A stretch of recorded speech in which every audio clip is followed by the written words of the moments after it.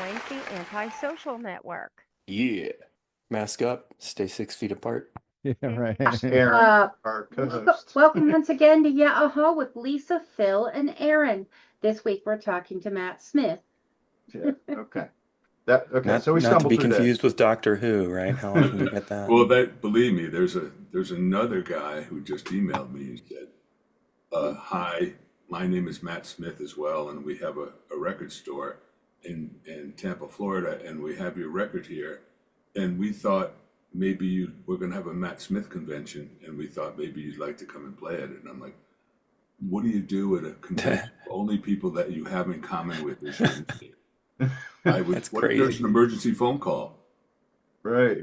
Well, Beatrice, she sent me your information, and I kind of lost track of the email, and I searched Matt Smith online. I was like, oh boy, I had to find out the name of the album in order to make the link up, Mhm. But I did. And at a Matt Smith convention, I would think they would maybe issue numbers. I don't think I would go. They issue I bow would- ties because I of would be the like, Doctor oh, Who guy. Oh, Oh, you're yeah, you're that'd the be Matt funny. Smith, the dentist, and I'm Matt Smith, the guitar player. Not to be confused with the original guitar player from Poison, whose name was also Matt Smith. I did not know that. Yeah, but it could be kind of. I think if there was a Lisa Huey or Lisa Powell convention, CC to Matt Smith. I would probably go. But CC what would you talk about? That's my and Just to polite conversation. I'm sure there'd be stuff scheduled and events. It could be a networking thing for people in business. You could talk about You could Sandy meet Mix. their musical Matt Smiths. Maybe you could put together a band called The the Matt Matt Smiths. Smiths. Yeah. That's a fantastic idea, actually. Yeah. That is an interesting idea. You'd need a drummer. Mhm.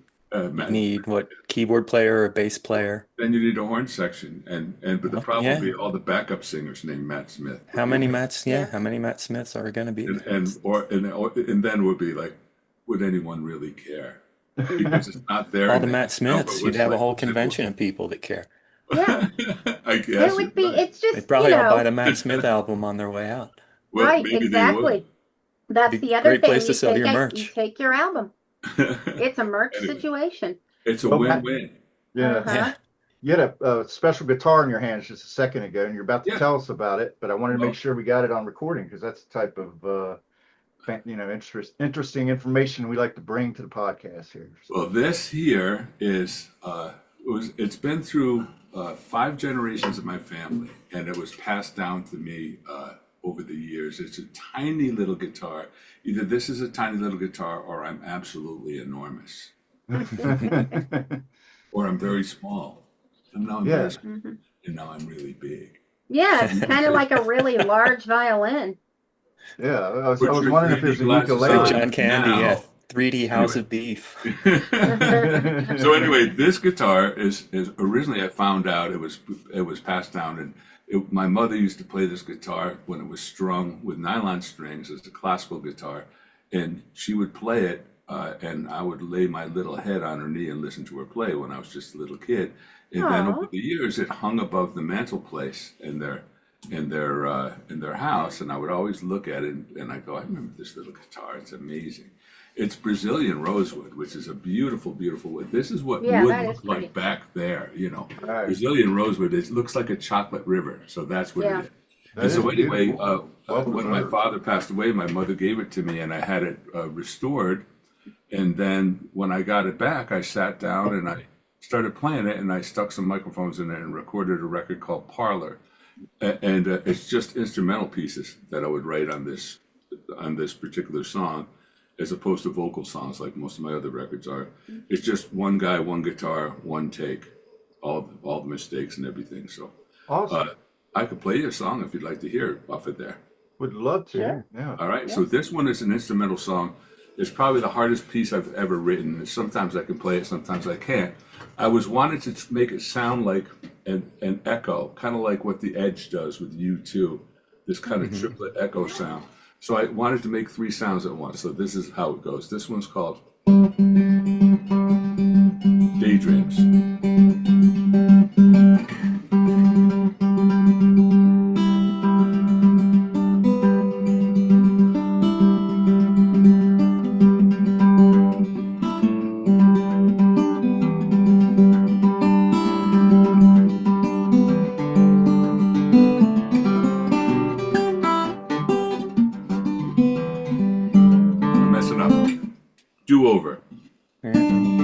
hardest one you play? Gonna bail on that one because for some reason I'm forgetting about it because I'm watching myself, and that's a big mistake. That's a big mistake, by the way, all you guitar players. Don't watch yourself playing live. Just like look at the guitar. Let me try that one more time. And you can just edit this out. Okay, certainly.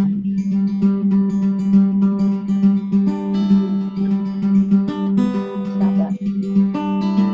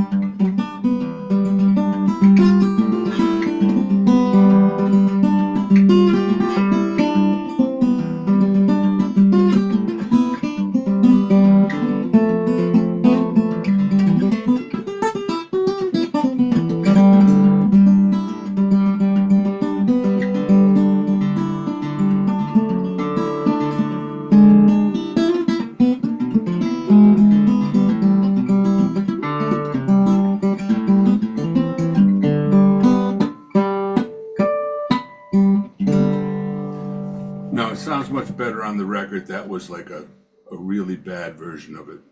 No, 'Cause I that's was beautiful. off my game. The instrument sounded You guys threw me off fantastic. my game.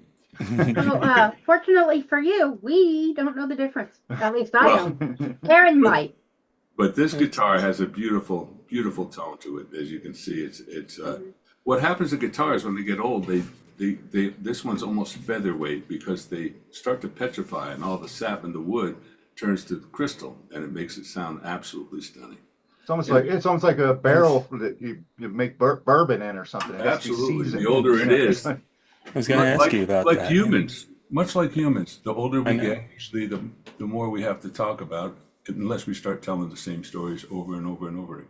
Right. I know Trey Been there, Anastasio done from that. Fish has all his electric guitars are built by like his personal luthier, pretty much, Paul Languedoc, but his acoustics are these 100-year-old Martins. Sure, I have several of them here. Like that one. That one actually, that was made in Boston by a company called Thompson and Odell, which made mandolins and banjos around like from 1870 to 1910. And then they were acquired by Vega, which was later acquired by Martin. So it's kind of has that lineage in it also. It's kind of priceless, that guitar. Well, That I makes don't me know if think it's of, well, to you. To you, it would be. Yeah. Well, it's a family heirloom, sure. Yeah. But I just thought of Willie Nelson and Trigger, or not Trigger. That's his. Isn't that what he calls guitar? Yep, Trigger. he sure It's like does. a big hole in it. It's like it looks like it's an old worn out shoe or something like that. But Well, he they still have plays it to this day. They have this one I love because it's small and I can hold it, and it's it's easy to hold on to. It's easy to play on the couch and stuff like that. And so anyway, Yeah. it's No, there's- Awesome. Great song, great instrument. well, Yeah, it had a great Thanks. tone to it. Let me ask you this: as a person who likes older guitars, how do you feel about when rock bands or punk bands destroy their guitars on stage for I effect? think it's super cool. Yeah? Yeah, of course I do. It's as a musician, I've always been kind of like I enjoy poking the bear, as you can hear from that last record. So in other words, and when people do some musician, I would rather see them give it to someone who, for example, I've been blessed with a lot of instruments and a lot of beautiful instruments, and when someone needs one, and if I have a guitar, I'll pay it forward and give it to someone who can use it more than me. I think that kind of thing is important. So while I understand the shock value and the theatrics of smashing guitars, obviously, you got to remember Pete Townsend started that stuff, and that was like he had a gazillion guitars, and he would put them back together. He would use them again. Yeah. I didn't know about that Oh part. yeah, no, they would put them back together. You can't just keep smashing Les Pauls because they're like they're super expensive, and so he would have his roadies put them back together and Interesting. use them again. That'd be a good Elite Eight. Who's the best guitar destroyers of all time? Yeah, well, I think probably Pete Townsend was the guy. Townsend and Hendrix are at the top Hendrix, of my list. yeah. Well, but Hendrix, yeah, he would destroy them and set them on fire. Right. So he went the extra mile. Yeah, Frank Zappa revived one of the burned guitars. It would even be better if someone destroyed them, burned them, and then ate them. That would be the next level. Yeah, right. With a fine bottle of Chianti. That would take the cake. Either eat them or use them to cook something. Yeah, use them as even better. fuel. Or go into battle with the pieces, maybe. Yeah. In a loincloth. Well, I guess it's ceremonial. It's kind of like, you're almost honoring it by destroying it, I guess, in some respect. It's an ultimate act of defiance against authority or something. I guess that's what it is. I guess. I just had an idea. The band could set up a raffle to win one of their guitars, and then they could come out on stage and pretend they were going to do it, and then call out the raffle winner. It could be a raffle, or it could be each seat. Yeah. There you go. Sure. Interesting. Yeah. Well, and the raffle money, of course, would go to a local music so you're program. not putting Cool that rock one back or together. This is all very wholesome. Yeah. It's not very Yeah, rock and well. roll at all. God damn it, we're a wholesome bunch. Okay. We're Cincinnati. All We're right. in a more hip area, Well, Austin, Texas. I- That's where the Austin, music is yeah, very. well, I'm pretty reclusive. I mostly just stay in my studio. Yeah. You go I home. stay up here on my mountain. Right. You got a mountain? We mostly I'm on the north face of Mount Pinus in Pine Mountain Club, California. Oh, nice. how I was much just out there. Hidden how much away. land do you have with that, Aaron?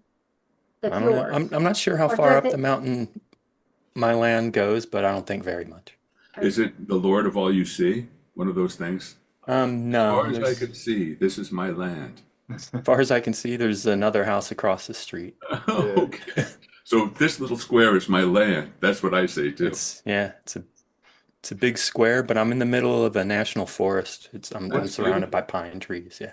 Whatever happened to that guy that was out there ripping down pine trees right next to the lot right next to you? Did they ever He's, apprehend him or what? No, it's his lot, but he's not supposed to cut that stuff down without going through the environmental control guy here. Right.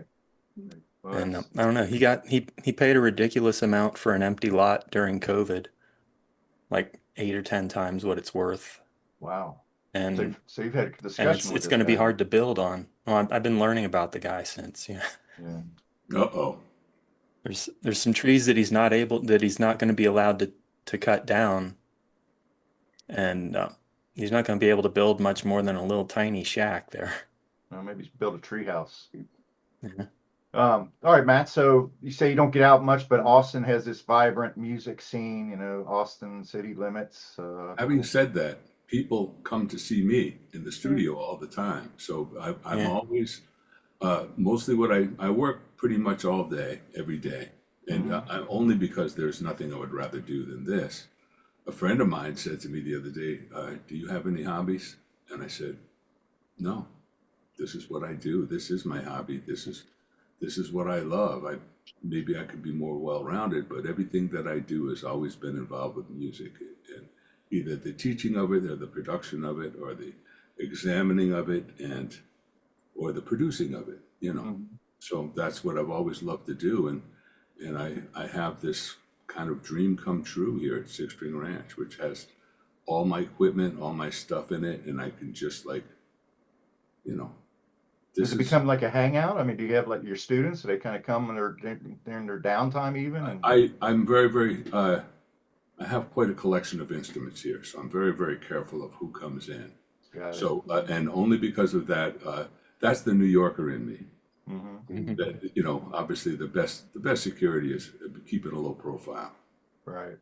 So did you grow up in New York? I grew up in Clifton Park, New York, which is in southern Saratoga County, in upstate New York. But then from there, I moved to New York City, and I lived in New York City for 15 years before I moved down here to be close to my mom and dad, who had retired down here. And I was like, well, thank goodness you retired here instead of somewhere in Florida or something, because it happened to move to one of my favorite cities. And I do play and I do perform, and I'm very, very involved in music. It's just that I just don't go out and hang out in bars, Right. basically. Turn on PBS, watch Austin City Limits. Usually what I do really is fall asleep early and get up super early and go for a long walk and think about music. And that's where I write a lot, is in my That's walk. your hobby, Yeah. long walks. I was going to say my hobby's hiking. Yeah, I know. You have beautiful mountains here, but we have a lot of beautiful trails here. It's just that Yeah, right Austin's now, awesome from what I understand. I haven't been right yet. now we're in peak pollen season, and it's Yeah. just, I never had allergies till I moved down here. Mhm. And then it's just like boom, especially now. Yeah, a lot of people say that about Cincinnati. Right. We're Yeah. actually known as internationally as Sinus Valley. Wow. Well, I'm in a pine forest. We do get our share of pollen days. Yeah. And But you're not in the, I've you're not in the discovered fire that zone, right? no, Good. So knock far, on wood, we've Yeah. never had a fire in Pine Mountain Club. beautiful. Well, let's talk a little bit about this cool album that you did recently. Your most recent, your 20th album, from what Yes. I understand. Yes. This is not okay. Now, this is not our political podcast, but I think that after listening to this, We'd like to have you on that, maybe. I think we're in alignment with a lot of what you were, writing about on this album. I think it's important to mention that the record is actually a record of trying to heal division while still, as I said in my statement, while still maintaining my anger about what's being done to basically, what it is, let's face it, my thing is not right or left, it's ethics and morals. To me, it's what's right, what's wrong, is beating people up or, without any repercussions or everything that's happening that most of us feel without getting political is a lot of these things to me are very much issues of what's right and what's wrong. More and more, Regardless of- the right and left are different moralities, it seems. Well, Yeah. regardless, I'm a centrist Democrat, but I've also have lots of family members and lots of dear friends who are Republicans. It's not that faction of Republicans that I have a problem with. Right. It's True conservatives aren't our issue. It's No, MAGA. but really, even saying that, I think aligning yourself with or supporting really heinous behavior on any level, whether it's right or left or Democrat, Republican, socialist, communist, whatever flavor of religion or political slant, to me, we're mostly, I think by and large, all of us have a sense of morals. But it's interesting because to me, there's interesting kind of discussion between ethics and morals. That's really what I was confronting with my record.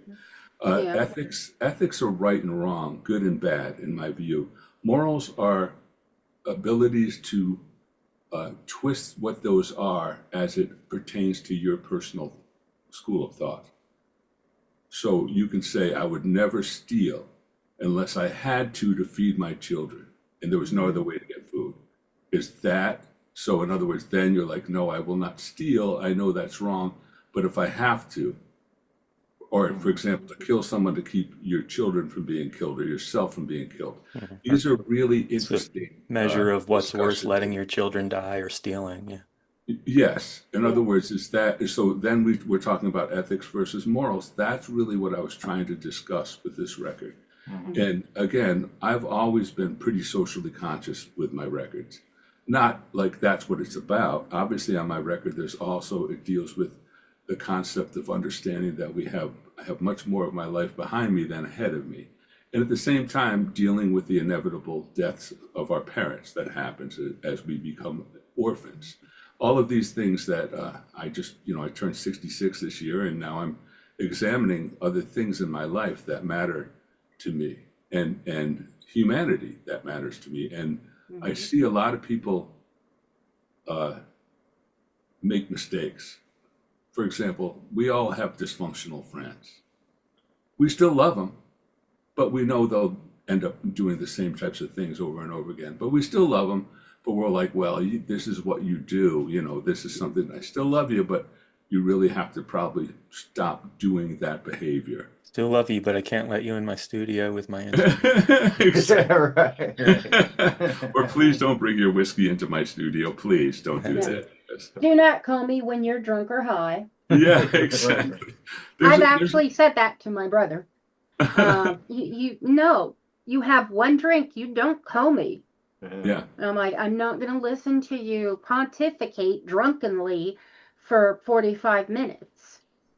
Yeah. So, Again, this is kind of what societally I'm trying to address, because that's exactly what it seems like what's happening right now. Where I've always understood, as someone who's traveled extensively playing music, I've toured extensively for many, many years. My kind of recent withdrawing from things has really been over the last 10 years. But up until that point, I toured and played every night and traveled all the time and made the scenes.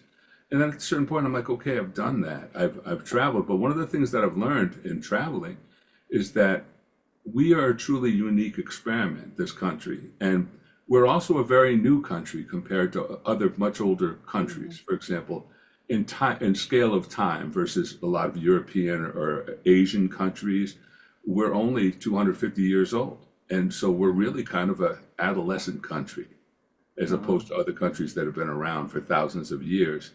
And so we seem to have, but also we're also this giant experiment of diversity.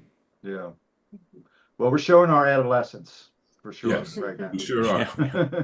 And so in other words, you'll notice the first song on my record, World is a Wheel.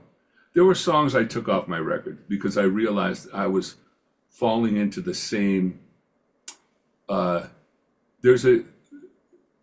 difference between anger and contempt. If you're contemptuous of somebody, you can dehumanize them, and that's what happens. The other is dehumanized, and therefore, that's when bad things happen. If we dehumanize, so I'm not going to dehumanize anyone, or I'm not going to have contempt. There's a huge difference between being angry about something and having contempt for someone. Right. And if we have contempt for someone, that's when bad things happen. Well, I'm wrestling with that myself right now. I think everybody in this chat is. Aaron said some very wise words a few weeks ago that Resonate. there's room in this, on this bandwagon for everybody, even all the way up to even yesterday, maybe they were, someone was supporting some of this brutality and stuff like that. There's always room for someone that sees the light. Always room to jump off that bandwagon. Jump off that one. And as we all know, there's always the ability to evolve and to change. However, there are other things that we can't allow people to be murdered on the streets. We can't, there's no, under You've no. got to draw a line at some point. Yeah, no, and this is what this record is. This is what I'm saying. Where is the line? What is the line? How many people have to die or be hurt, or how much damage will have to be done before we're like, oh no, I didn't vote for this. This is because, as it's always been, they start with, you all read this. They started with these other people. I closed my eyes, and then they were gone, and then they came for these people, and pretty soon they came for me.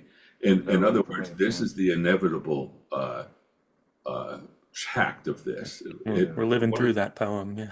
Well, you found a way through music to demonstrate your concern, and I think that I'm trying to find ways, even with my own family, to show my Bridge concern, back out. not continue to Rehash the same arguments. you don't want to cut anybody off, but you got to demonstrate. You got to find a peaceful way to demonstrate that it's not okay. Just like this is not okay, and that's what I struggle with. We do our podcasts, and I'm starting to do reels and stuff like that. But I'm trying. I realize I have to back off a little bit. I'm a little bit amped up, right? But Stop watching the news, man. You've got to watch a little bit less point. news. That's a good point. I suggested that he watch enough to get one or two possible F-ups or stories. Read your news. Don't watch and anything then, on TV. Don't Well, get news when you I want think- news. Don't let them have it spit it into your ears. It's interesting because all of us are in social media space. Obviously, for me, I have to be able to promote my business, Right. what I do, and also my music through social media.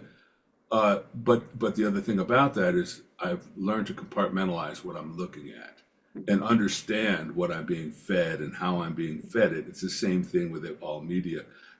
We all tend to gravitate towards our own echo chambers of what we choose to believe. And so what happens is that I'm not going to, I posted something, I protest not because I think I'm going to change anyone else's mind, but I don't want my country to change me and my own ethics and my own sense of morals. As I said, this is a, maybe I didn't say it, but this is a pivotal time in history, as consequential as just before the Civil War. And because what was happening, I just read a book by Eric Larson. I forget the name of it at this second, but it examines the South just before the Civil War. So it's right after Lincoln was elected, and the divisions that were happening that were very similar to today. And so we have to acknowledge it's not just this country. The entire world is very nationalist and very, very largely racist. And it's not, I think we try to understand how to make ourselves better humans and try to evolve who we are, but we can't change anyone else's mind. All we can do is try to spread light into the world as much as we can in whatever way we can. If you look, the last record I did before this one is called Into the Light. And it was at the end of the pandemic. I recorded a record, and that record was largely a joyous record. It was a joyous celebration of life, which is what I needed. The first term of this guy was over. Pandemic was over. It seemed like, but interestingly enough, and this is, I don't want to take over the conversation. And no, go ahead. It's your But, conversation, man. Interestingly enough, there was a sense of joy and a sense of possibility. But I also understand very, very much that we have never come to terms with the pandemic. We just moved on instantly. We never came to terms with all the people who lost their childhood, all those kids who lost those several years that are super important of social developmental that happens within schools and public things. We never dealt with all those people who died. And what happened during that. We just kind of went, good, phew, that's over with, let's move on. But largely I can trace this whole where we are now. There's a song I wrote on 2 albums ago called Being Human, which is another record I put out. And there's a song on there called How We Got to Here, and it traces this history. But it traces the history really from the first Gulf War, when we had our first 24-hour news outlet. And I'm like, this isn't good because there's not enough news to talk about 24 hours. So what that did is it gave rise to punditry, and punditry is opinion, not fact, but it was presented on news channels. So people started to accept it as fact. And then they're like, well, I saw it on the news. This guy says this is what's going on, and I believe it. Ultimate because facts. That yes, type of and thing. so I attribute this to the rise of the 24-hour media, and then the massive proliferation of the internet. And this is just what happens. You have to understand, not everyone is capable of critical thinking. They just kind of consume, Right. and that's not a question of anything other than I don't know. This is why I feel, for me, the only way I can deal with this stuff is through music. It's how I deal with grief. It's how I deal with love. It's how I deal with what I see around me, or injustice, really. Right. Well, is it okay to play some of your music? I mean, would that's love to, yeah. okay. Let's play "Cry for America" right Sure, here. We'll play a please. little bit of that, And then come I'll back and explain talk. to you what's going on here, because there's a lot to talk about.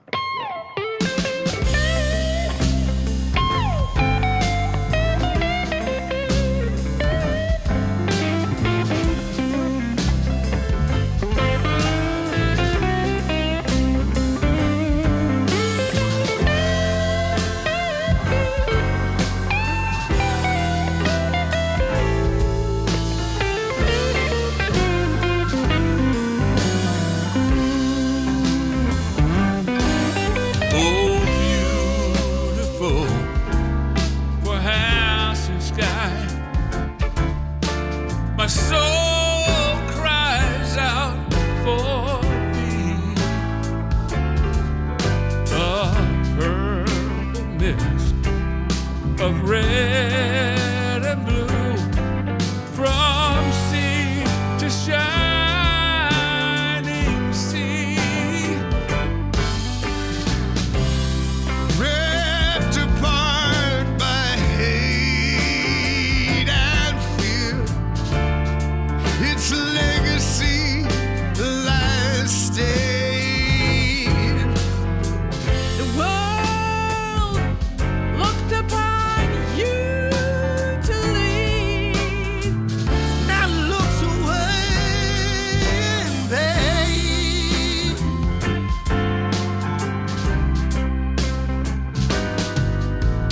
Well, And I'll insert that in there. I'm sorry, I don't know where I got that title from, Okay. but I did hear the song, and I did like that. But yeah, that's that's a nice statement there. Why don't You were tell us using a little- AI, were you? You mean on the video or?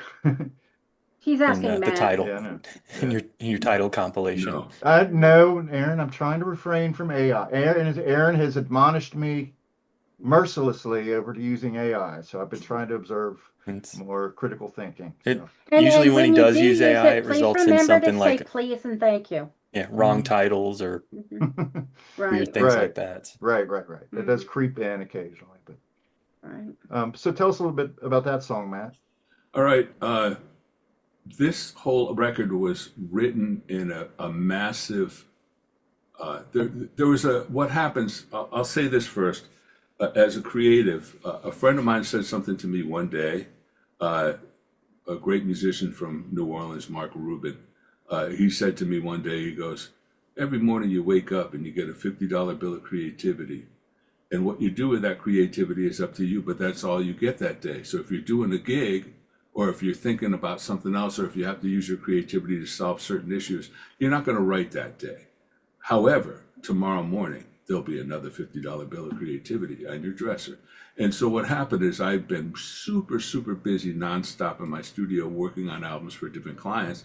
And then all of a sudden I saw a hole come up and I decided not to fill it because I had stuff to say. So I gave myself a window of $50 bills. So what I did from June and July, I wrote and recorded all those songs. Wow. And so what happened, it was pretty much every day I would go out on the back porch of the studio and I would sit there and I would write how I was feeling about things. And so on July 4th last year, I wrote "Cry for America," and I researched that America the Beautiful was public domain, so I could rewrite the lyrics. And I used the lyrics and I rewrote them because I was horrified. At that point, it was really about free speech. and all of a sudden they were shutting down Jimmy Kimmel and things like that. And there were, this is a fundamental issue of who we are. And I noticed that artists weren't speaking out. They weren't. I mean, you had Bruce Springsteen and Neil Young very early, and they gave me the impetus to write this. And I also believe that if I, as a relatively unknown musician, was unafraid to lose half, I don't really care who likes me. I really don't. I don't make music to be popular. I make music because I have to, and I have something to say.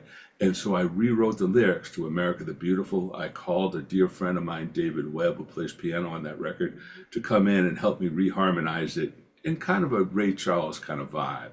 And then I wrote all the lyrics. I came in and did a demo for it with just piano and vocals. And then I called in 6 other singers to sing the whole song.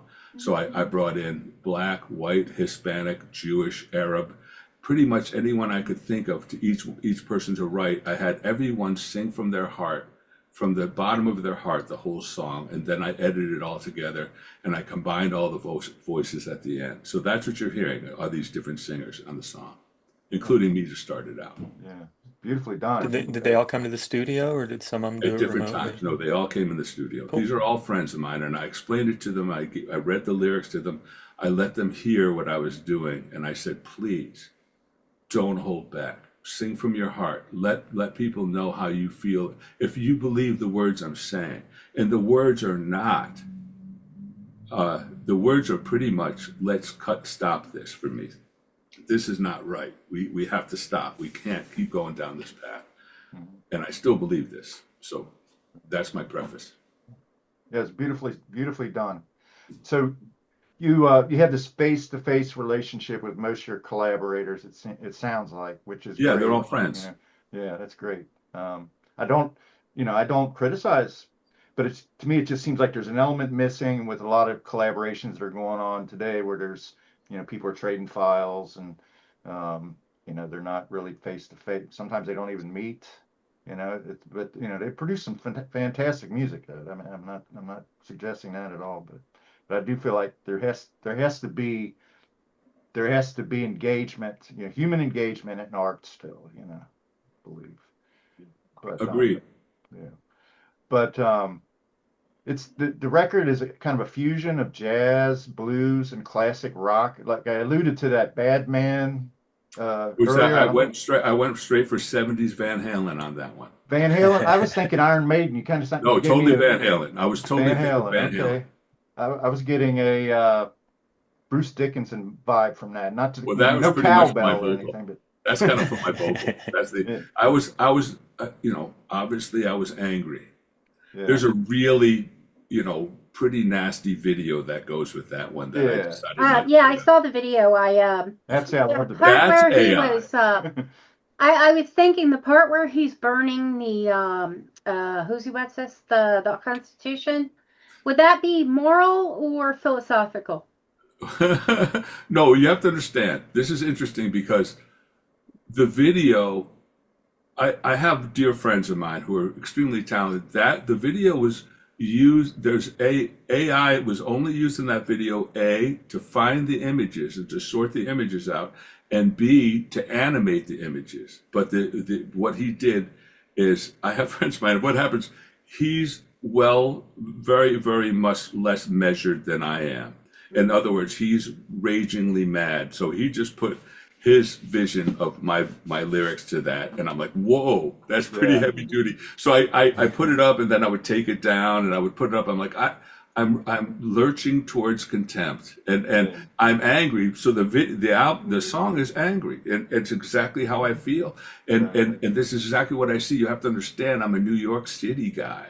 I've seen this go on for many, many years. And I've seen this behavior go on well before he was in power. And so, in other words, and anyone who lives in New York or is from the Northeast has seen this. That's why there's so many people like, no, this really isn't going to be a good idea. Right. Well, I encourage anybody, I'm not going to play it here, but Go check that out. That's a little gem. I really enjoyed that. If you Yeah, want, yeah. if you're feeling contemptible, Like the Yeah, I'm a cartoonness teacher. of it If kind you're feeling of contemptible, softens the message a little. If you're angry I with Well, he it, said, yeah, but if you're angry, but Matt had said that contemptuous. I think. Yeah. contemptuous. Yes. Okay. Um, Which I think If this you're is a feeling good, contemptuous toward the contemptible. yes.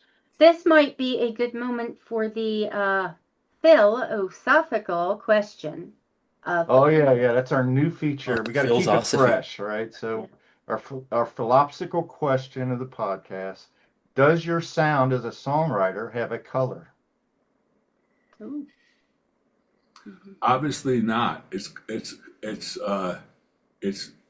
I have never edited what I do in the set, and this has really been a giant hindrance to my career, because I would have tons of people. Obviously, I have tons of records out. And many times, record companies have approached me. They would say, "Look, if you just do one style of music, if you just do one thing, then we know what to do with you. We have no idea what to do with you." And I would always tell them, "I don't do this for you.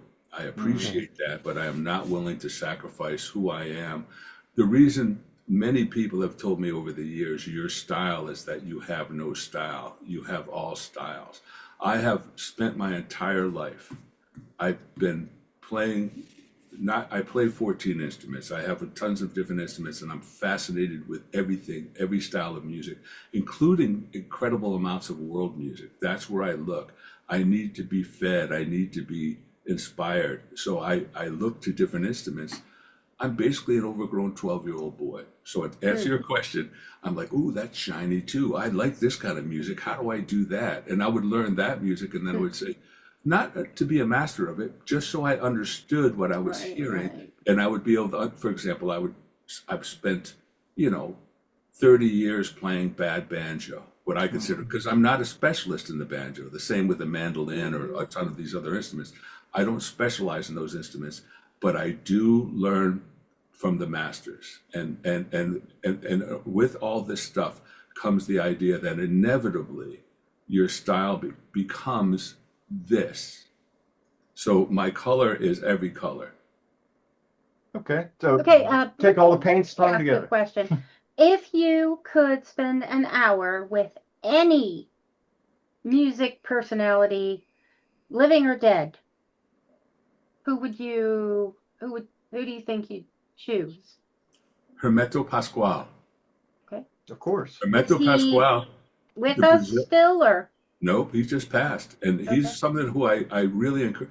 Hermeto Pascual was a genius Brazilian composer and musician who toured the United States once just a few years ago. But if you ever look through his videos, he is filled with such joy and such virtuosity. I mean, he is a god in Brazil. And in other words, so I recommend that you just check that out, because he really is. I mean, I know I just said that instantly. Yes, Not you that did. I knew you were Yeah. going to talk about that, but I'm like, I would really like to meet this guy. He looks Yeah. like he's just an imp and a fascinating, wonderful child man like Yeah. me, Right. who's never lost their sense of wonder about life and music, who has not That's allowed nice. negativity to beat them down. I won't let negativity beat me down. And to this point, I don't think he was mentioning the Epstein files either. I don't think so.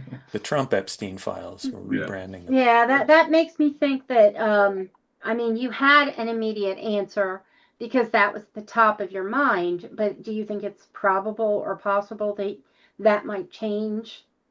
Like if I course. asked, you're right. You mean Everything's you mean the fluid. the musician living or dead the question? chosen person. Yeah. Are you trying to get him to change his answer to Kid Rock?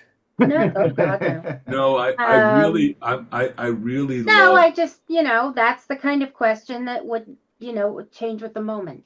Let me answer that question with this statement. Yeah. I've always been fascinated with instruments from different parts of the world. I've started to understand how they relate to one another, and how everything, different parts of music relate globally. And so I was in one of my favorite music stores was run by a guy named Soren Venema in Amsterdam. It was called Palm Guitars. And I would go in there, and it was this tiny little store, and it has every instrument from all over the world. And I went in there to buy a saz, and that's a Persian instrument. It's called the baglama or the saz.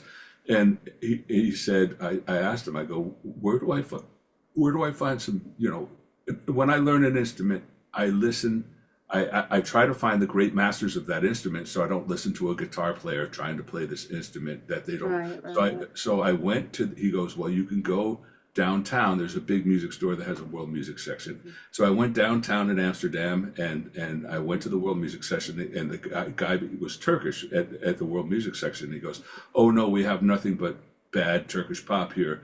There's a place on the edge of Amsterdam called the Asian Music Center, but you have to have time.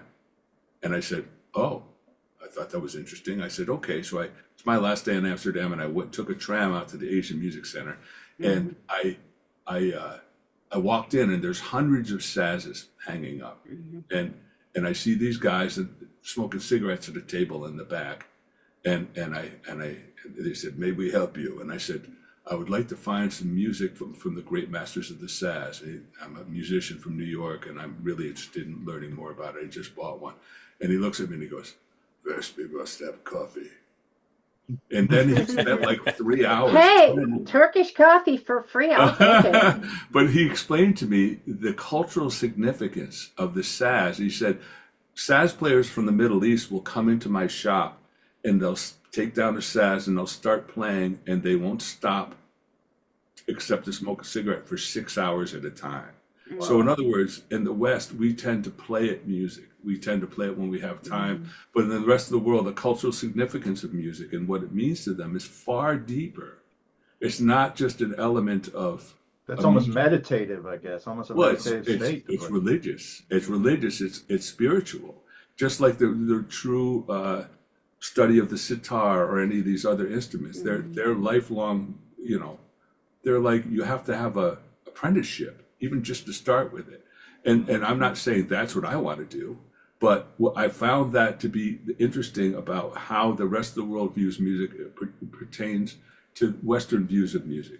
Yeah. But that makes me think of when Jimmy Page and Robert Plant went to Morocco, and they were on this musical journey to discover the music of that nation, and that's probably very similar to what they had in mind. That they were trying to get in touch with that spirituality. I've written 15 books.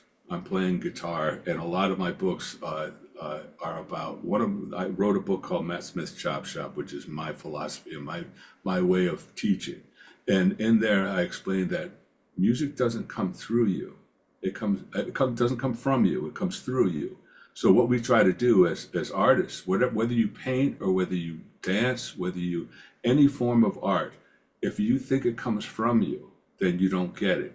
What we do is we try to train ourselves to be better vessels for the music to pass through us. Because if it comes from you, then you're in the way of it. This whole process of this record came through me. These songs were given to me. They were given to you. That's the best ones. Yeah. Some songs come through you instantly. Some songs take years to finish. It takes me back to that Carlos Santana quote I've used on here before again, where he says, basically means that musicians are just the conduit for the music. But I think he says, music is the water, the audience is the flowers, and the musicians are the hose. That's a great analogy. Well, Carlos Santana was always we share the same birthday.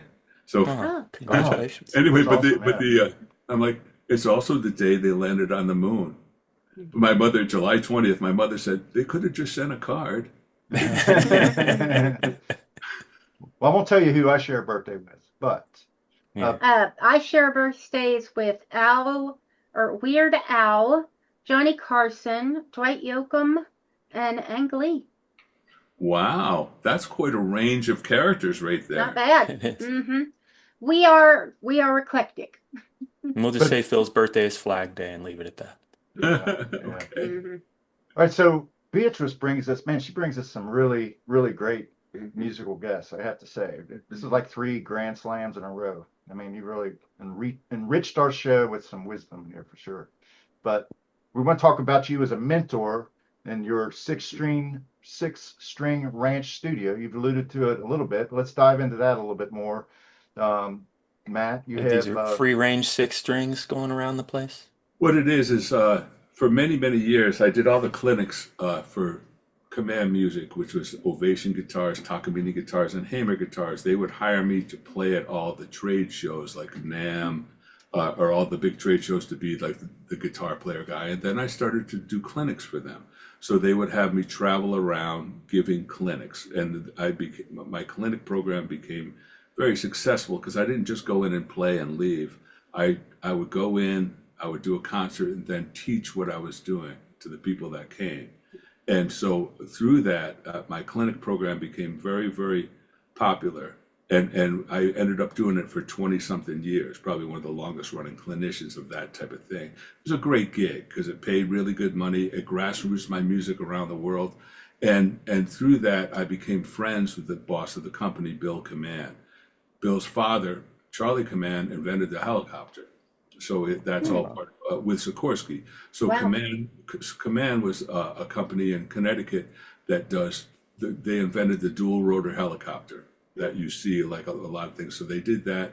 And through that, the use of the helicopter blades and the wood that comes in the helicopter blades, they invented Ovation guitars and used the fiberglass that surrounded the blades for the backs of the guitar. There's a whole story about that. Anyway, so I did clinics with them for 20 something years, became friends with Bill.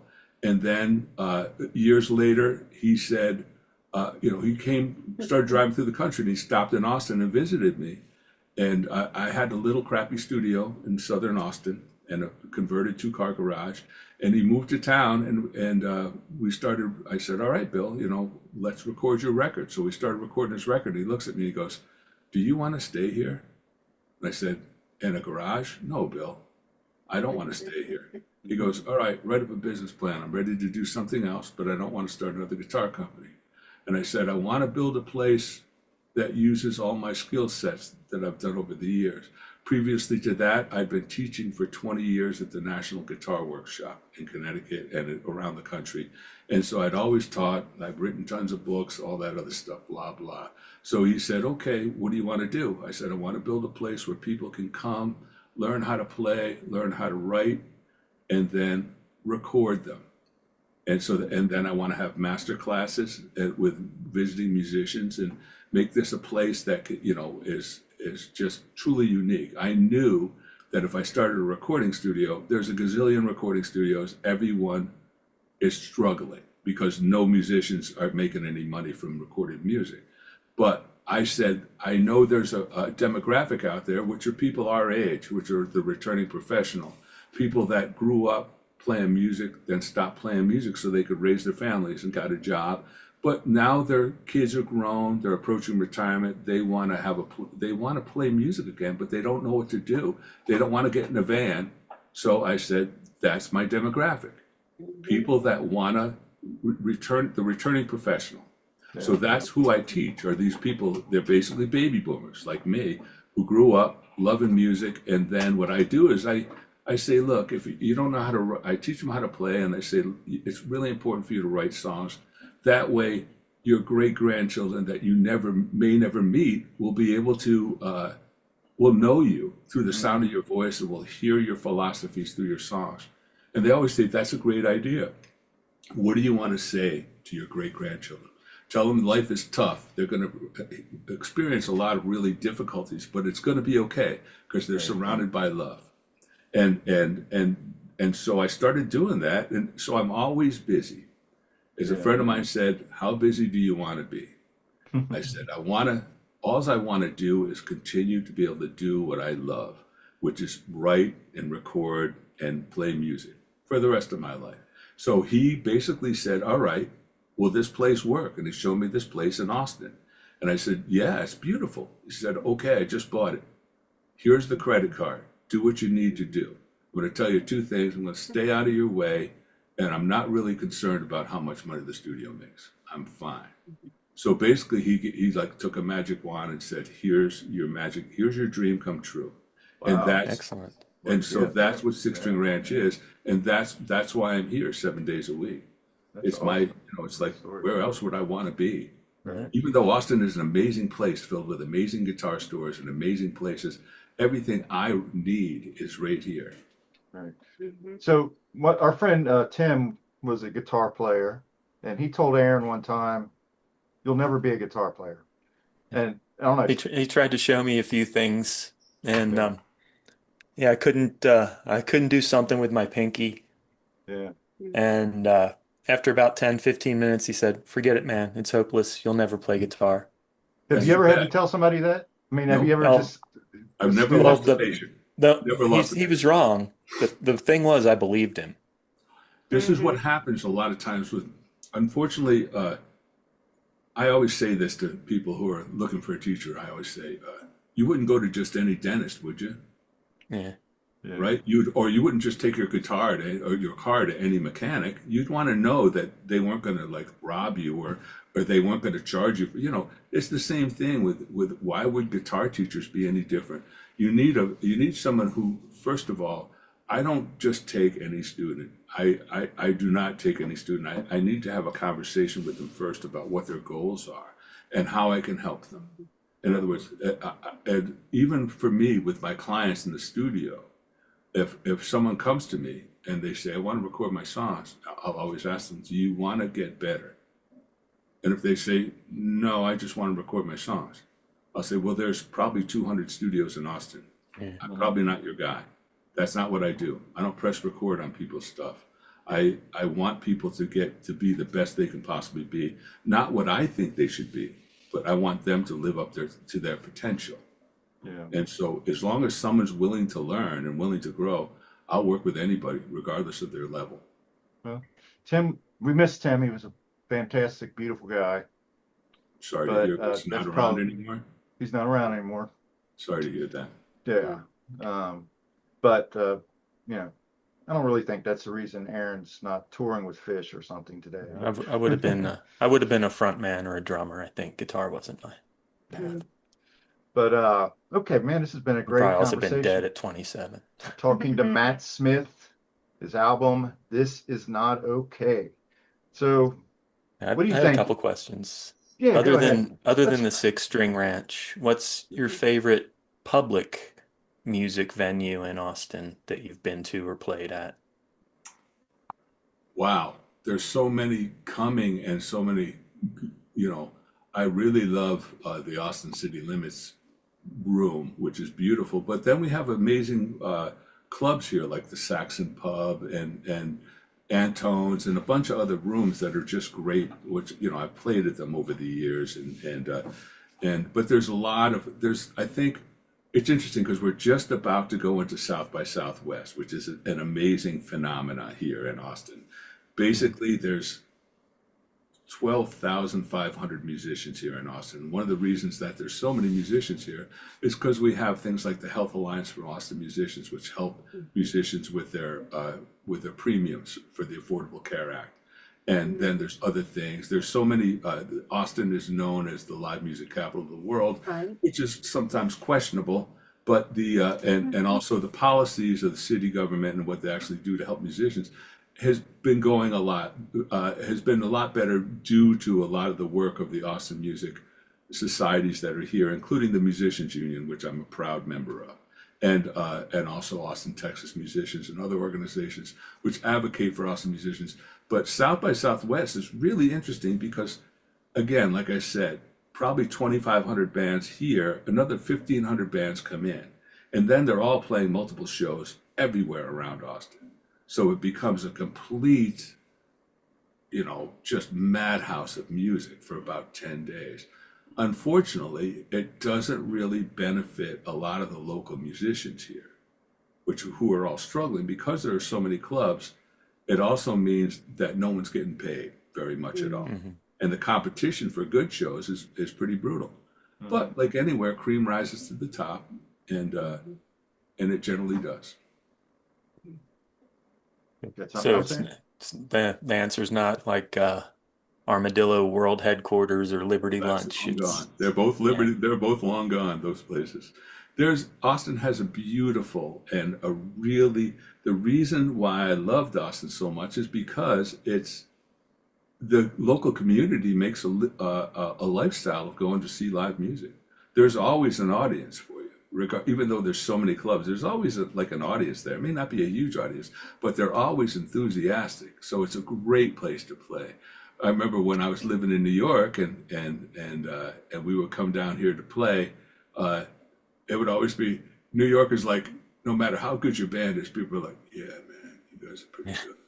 And also like, woo! And so you're like, well, what's more fun to play with? Yeah. right. Yeah. New Yorkers more jaded, I guess, right? I think a lot of the times when it comes to audiences like that, they came there to enjoy themselves. Well, You know, I think it's not I think, background for their life. It's Yeah, what exactly. they're Or- doing right now. yeah, no, they're there to hear music. And the great thing about Austin, they're here to hear your music, not the latest version of your Nirvana cover or whatever else, you know. So it's really a live, an original music town. And that's what attracted me to it. Plus When the did fact you that move to Austin? 2009. Okay. So coming up been on here for a 20 bit. years. Yeah. That would be a good destination for a trip, I think. You guys should come and film here.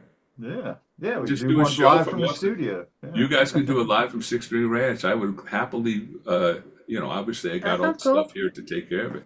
So if you guys want to come down, you guys come down to Austin and you can do it live from Six String Ranch. Sounds Just cool. we just Field have trips. to get with our travel agent. Yeah. Maybe meet And- up with Aaron and, there too. and work out your dialysis schedule. Right? That's our travel agent. Yeah. It's my dialysis center Yeah. social worker. Yeah, Well, there's she plenty. helps you do all of it. Find hotels, find Oh, cool. dialysis centers. It's a concierge. So it really is of a travel for agent. the dialysis person. Yeah. Yeah, Well, Austin- but Austin it's is great. like Austin has only great if you medical have care. dialysis needs. They have plenty of places. They have plenty of centers here, as everywhere. But Austin is really on top of that kind of stuff. Yeah. This is one of the reasons, like, why I prefer to live in a place, especially as I get older, that has like a city or is at Yeah. least proximity. An urban environment that has social needs met. Yes, exactly. Yeah, I've got to drive an hour, 15 minutes to go to Trader Joe's and Target, and Costco. Yeah, but you love so many things about living there that it's Well, now, how are you from like the nearest hospital then? Well, You are right. we have a helicopter that airlifts you to Bakersfield. Oh, cool. That's nice. yeah. There's a perk. That part of your I don't know if it's a HOA. perk. No, it's not our You guys give me helicopter, but just one we have a second. landing I pad have for to the use the rest- helicopter. I Yeah. have to use the restroom. I'll be right back. Okay. Okay. Yeah, I'll fill my coffee. Aaron Matt's Huh? showing us something he's doing right now. Okay. Yeah. So Okay, go what ahead. this is what I'm doing on a general basis. This is logic, but for example, I'm just starting on the record this particular. For example, this is one of my clients, Katja Redpath, whose new album just came out. Is also beautiful. But this is what it sounds like. For example, this is where I am so far with it. We're not seeing the screen share. That's okay. Can you see it now? Not hear the music. visually. Yeah. So We this might is have to put our screen down, huh? No. Maybe it's no. Okay, never mind. I just see Matt's camera. Right. oh, okay. I think I'm sharing you. Let me make sure I'm sharing. Oh, I think I have. Hang on. Do you see this? We did hear the audio when you were now? playing it. You Right. see We this heard now? the audio. It's beautiful. No, You see this now? All right, you see No. this. we just see you sitting there with the guitars in the background. Well, that's no fun. Hang on. All right, let me do this. Yeah, sure it is. There. Okay, That there, looks like- there we There go. we are. here we go. So now you can see it. So what this is a song. This is what I do in general. This is a song that I'm mixing, and you can see these are all the different drum tracks. There's the kick drum, the snare, hi-hat, tom-toms. You just notice I trim out all the stuff from the tom-toms, the overheads, and these are all MIDI files. This is the lead vocal. These are all the background vocals. This is high-strung guitar, bass. This is the piano, which is a MIDI file. These are all other MIDI files. And so the whole song, when I play it, sounds like this. I'll just get you into it. Oh, please no, I bet you can't kiss me. That's high-strung guitar you hear in the background. All the angels are singing in tune. And then this is what it's all going. It's the crowning of the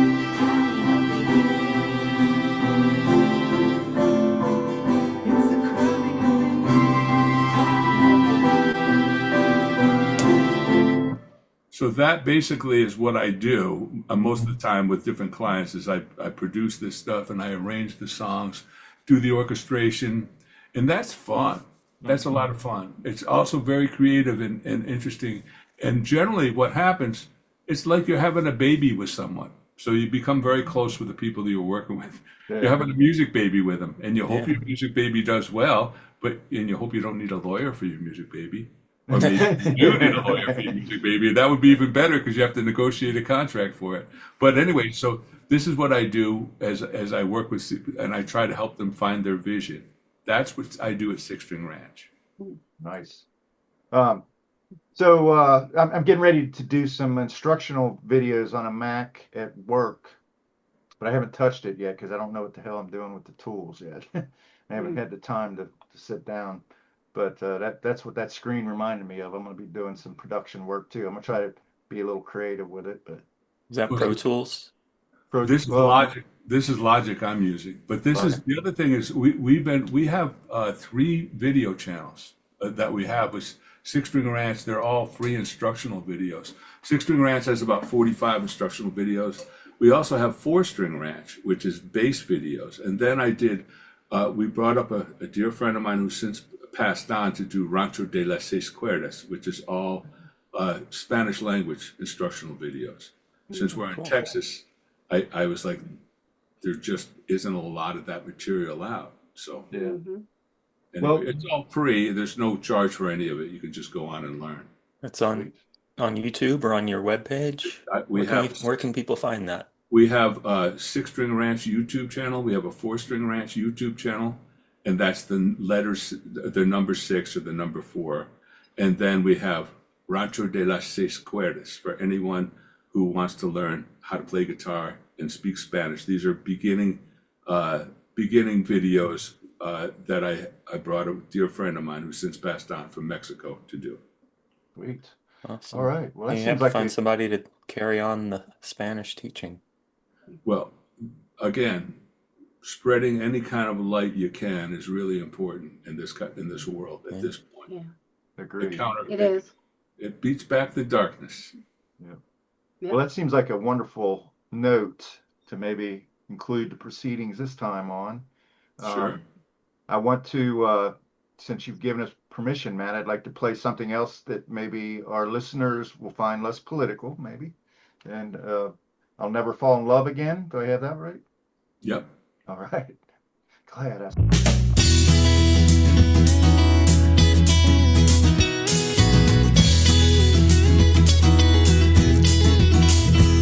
Well, I've seen it all before, but I'm starting to see it more and more. How many times can I tell myself it's not me? It's not me. Now it's starting to sound familiar before the story even starts. I'm looking for the exits before I've figured out the plot.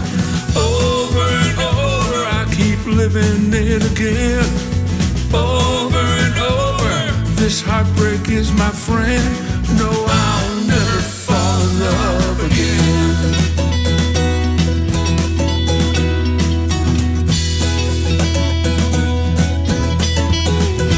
In my summer of 17, that's when it all went bad for me.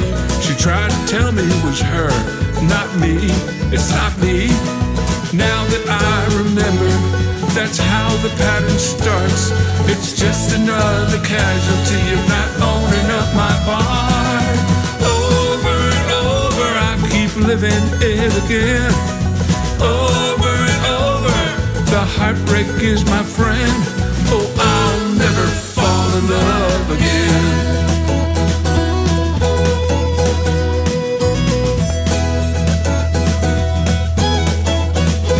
But there's one thing I'm learning.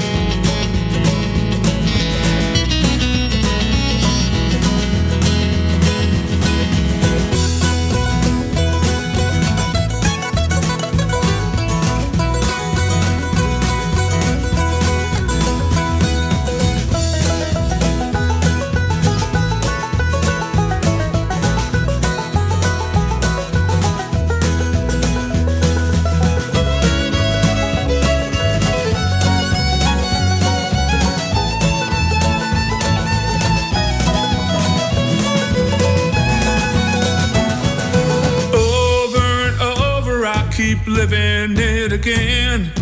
Over and over, the heartbreak is my friend. Over and over, I keep living it again. Over and over, the heartbreak is my friend. 'Cause I'll never fall. I hope I never fall. I'm probably gonna fall in love again.